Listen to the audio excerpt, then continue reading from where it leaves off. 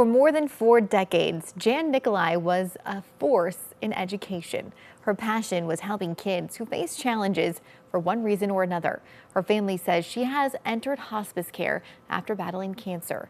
In tonight's Eye on Kellerland, Tom Hansen looks back at her accomplishments and talks with some of the people who knew her best. Well, Jan, I really appreciate you taking time to sit down and visit. Jan Nicolay was the first female high school principal in the city of Sioux Falls, taking the reins at Washington High in 1987. She would go on to become the principal of the first alternative high school in the city. Nicolay served in the state legislature where she championed education programs and became the go-to person for any law involving education.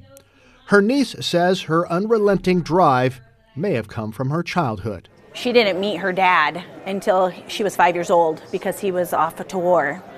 And so she was the firstborn. So she had to be the rock for her mom and be the rock for family. Earlier this week, the staff and students at Joe Foss at Axtell, along with friends and family, gathered to pay tribute to Nicolay.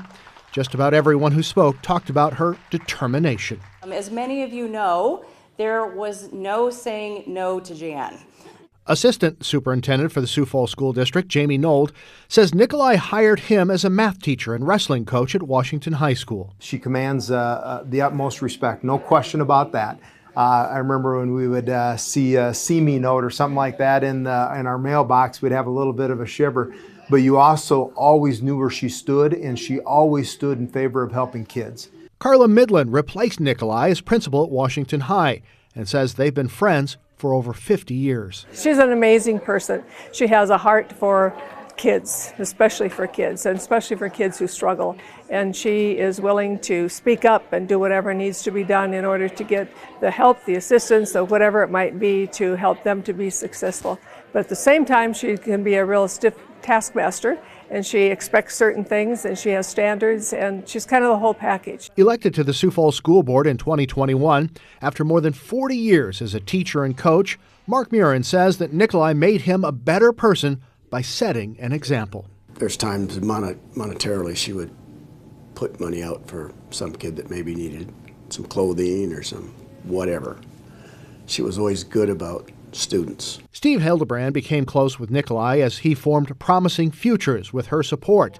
The nonprofit raises money and is focused on helping kids at 17 schools in Sioux Falls with the highest rates of poverty.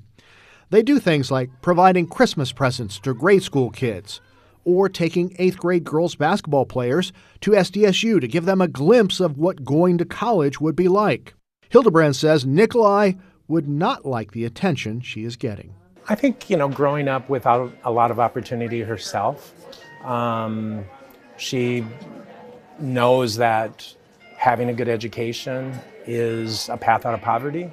It's a path, to fulfill your dreams. Her niece, who cared for her before she went into hospice and now works at Joe Foss at Axtell, says Nicolay had the rare combination of strength and compassion.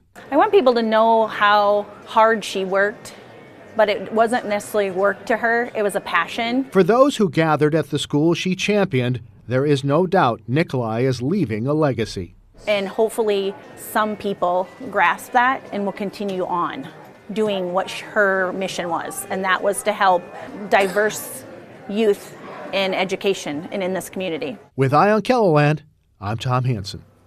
The Sioux Falls School District recorded Wednesday's tribute at Joe Foss at Axtell so that Nicolay could watch it from her bed in hospice care.